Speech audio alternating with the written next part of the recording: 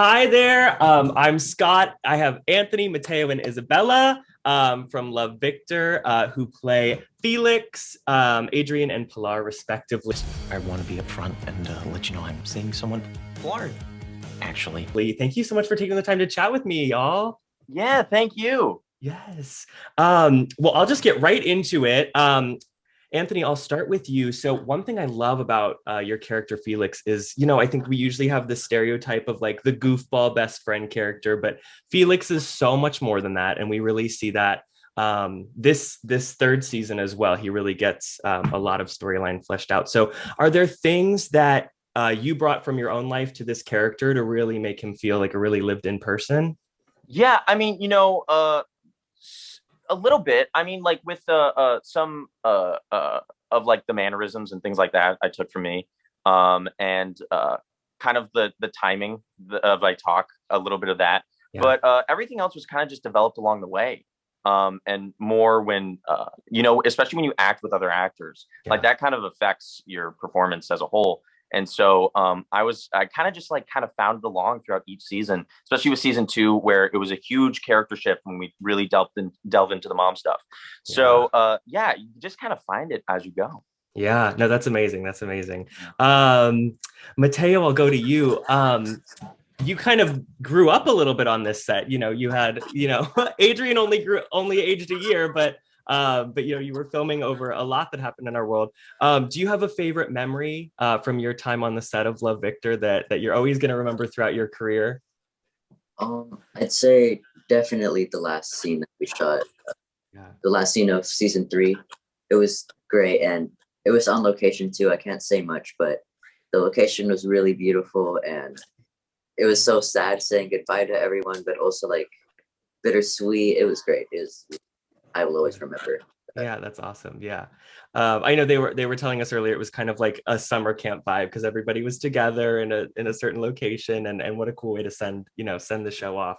Well, Isabella, Pilar has a lot happens this throughout the series, but really this season. And I think what's so cool is the storyline of her kind of growing up and not being, the little girl in the family anymore.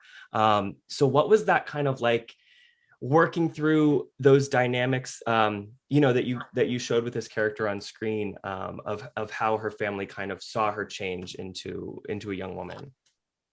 Yeah, I mean, I think Pilar, she's obviously grown so much from when we first saw her in season 1, being this like angsty, angry, upset at the world human, to now, opening up and caring for others and, just exploring herself and what she wants. I think it was pretty easy. I've been doing this for years now that I feel like I connected to her on such a personal level, and I've learned so much from her. So it was kind of easy to just kind of get in the mindset of things. And she has some challenges going on in season 3, so we get to see that, and I'm very excited for viewers to watch. Yes, that's awesome.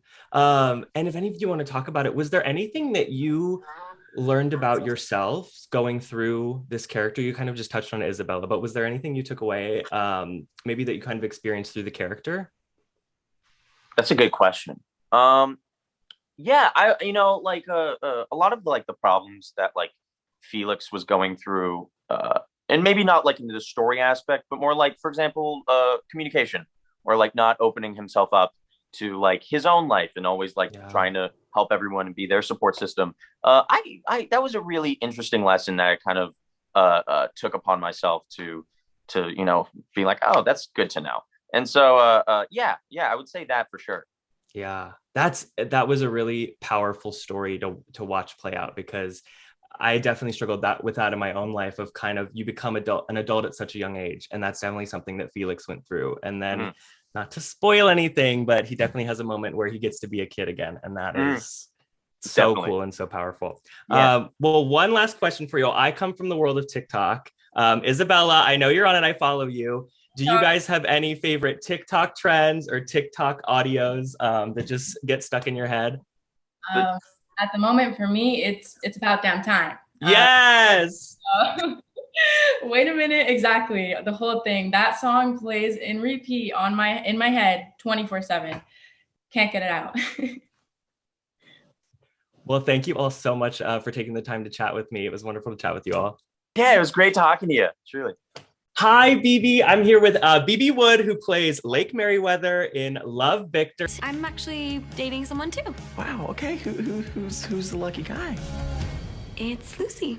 I'm dating Lucy. How are you? Oh, good. How are you? I'm so good. Thanks for taking the time to chat with me. Thank you for talking to me. Of course. Well, let's get right into it.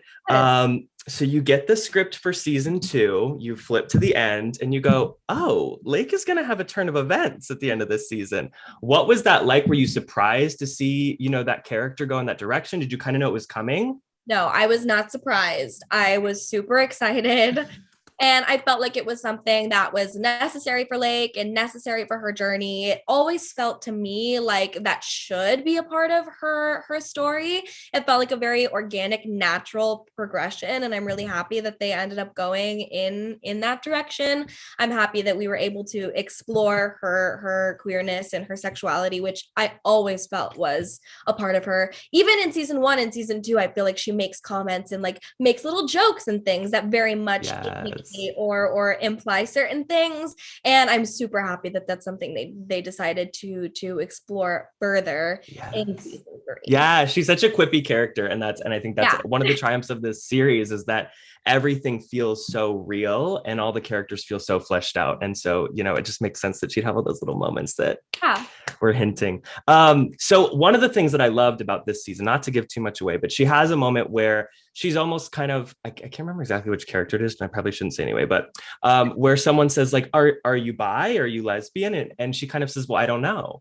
Mm-hmm. And that was really cool because I think that's something a lot of, young queer people watching this will really relate to. So what was it like, kind of that she didn't need to put a label on it, and especially for Lake, who is a structured character, a very structured person.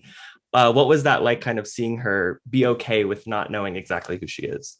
Well, I think it's very true to life. Sexuality is a spectrum, and everyone's relationship and journeys in terms of like figuring out who they are different, and all of those different versions of those different stories should be represented on television. So I'm glad that we've had like an array now on Love, Victor itself, just like showing different versions of stories. And so yeah, I mean, I feel like, it's very true to life. Sexuality is a spectrum, and especially with Lake, she's just sort of figuring it out. It's new to her, and she doesn't feel that pressure right now. I think Lucy is someone that she really, really connects with. And I think Lucy is someone that like embraces her for who she is and this new sort of Lake. I feel like in season 1 and season 2, it's all about her journey towards self-acceptance and self-love. And in season 3, it's all about self-expression and self-exploration. And I think that's what she's focused on. So true. Another moment that I loved in this season was when we kind of have this confrontation with Lake's mom, who we've seen be very critical of her, in the first 2 seasons. And so that was such a cool moment to see kind of play it on screen. What was that like, to kind of, to bring that part of her story to life? And I think we all knew that was coming, that she would have to, it almost felt like a great climax for her story. Yeah, it was really great. I mean, I love working with Leslie. I've worked with her in the past. We were on a show together called The New Normal. And so it was... Oh, I've seen it. It was one of my favorites. Yes. So we were on The New Normal together. I don't know if you remember, but she plays like the chain smoking surrogate, which is absolutely hilarious. So it was so much fun to work with her again. And especially when we get to do those like heavier scenes, like she always gives so much, and she is just such a generous scene partner, and it did feel really, really necessary, I think, for Lake and her journey as a character. And I don't know, it was like just that relationship to play for 2.5-3 years is so heavy. It's a lot, and that felt like not only a weight off of like Lake's shoulders, but I think just for us too, as scene partners, it was a nice moment for us for sure. Yeah, that's so amazing. Awesome. Well, thank you so much for taking the time to chat with me today. I so appreciate it. It's nice to meet you. Scott. Well, I am here with Isaac, Elizabeth, and Brian, the executive producers of Love, Victor. It is so nice to meet you all. Being brave means that you aren't afraid to be scared. Because a lot of the times, the scariest things are also the most important. Like admitting who you love or who you are. Well, the series is absolutely wonderful. Congratulations on such a triumph, such wonderful 3 seasons of the show. What I love so much about it is that, you know, obviously the LGBTQ themes in the story are so important, but it's also a coming of age story for kids and for young adults in lots of different ways. Was there a storyline that you're most excited or most proud to see fans' reaction to as it plays out?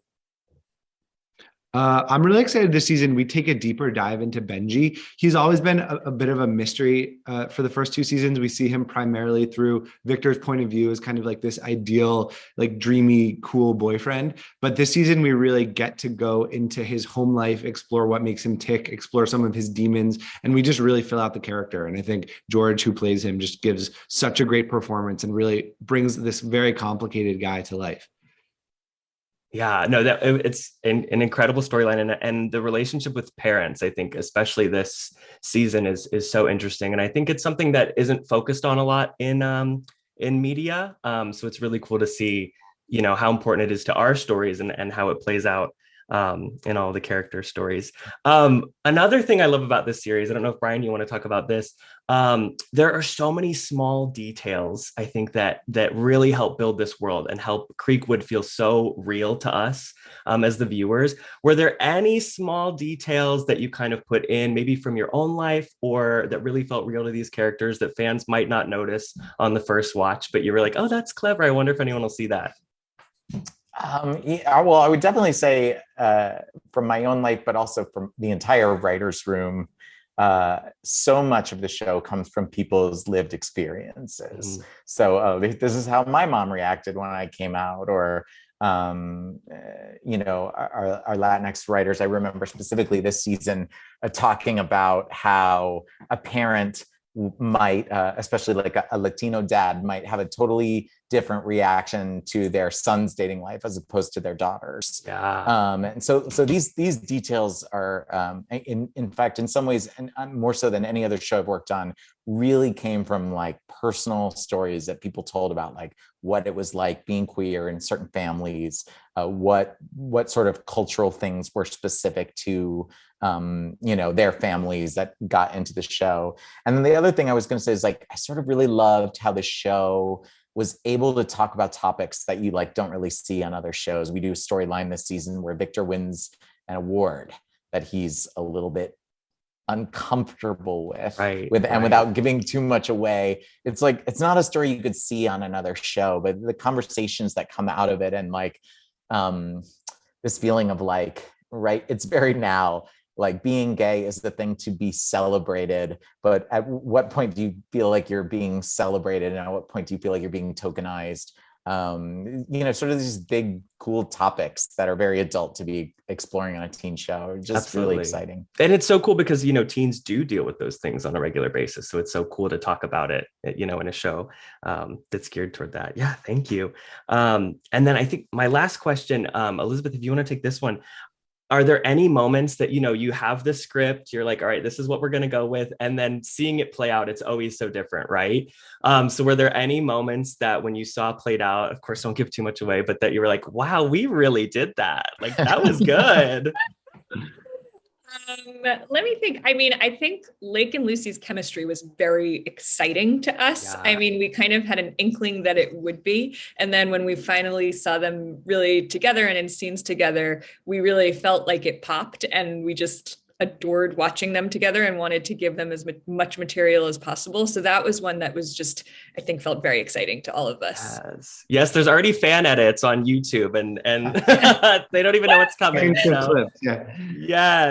Yes, that's so exciting. And then for are there any moments any good memories from bringing the series to life that really meant the most to you all?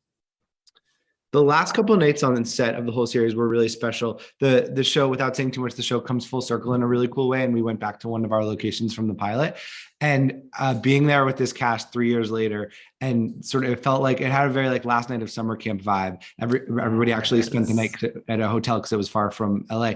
But so it was very emotional, and sort of seeing all of these kids who had really come into their own and learned so much and become these incredible actors on the show. And everyone's now booking their next shows and their next movies and saying goodbye to each other. That was a very sort of special, lovely way to wrap things up. Yeah, that's so amazing. Well, thank you all so much for taking the time to chat with me. This was really wonderful to meet you all, and congratulations again. It's an amazing show. Thanks, Scott. Thank you so much.